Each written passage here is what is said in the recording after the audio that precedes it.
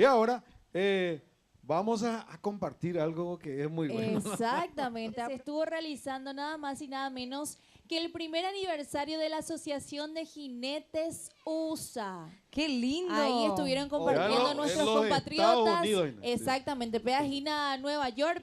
Esta cena que se estuvo compartiendo con esta filial USA. O sea, realmente impresionante. Filial de la AJP en los Estados Unidos. Otro nivel la AJP. Otro nivel. Ya es a mí, sube cuera más con las imágenes.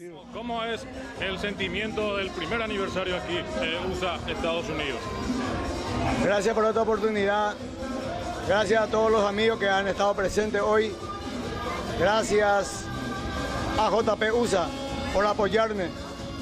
Gracias, señor Delfín Malae, por darnos esta oportunidad para que la AJP sea más grande todavía. Y el saludo a toda la gente que está viendo este programa, de aquí de New York.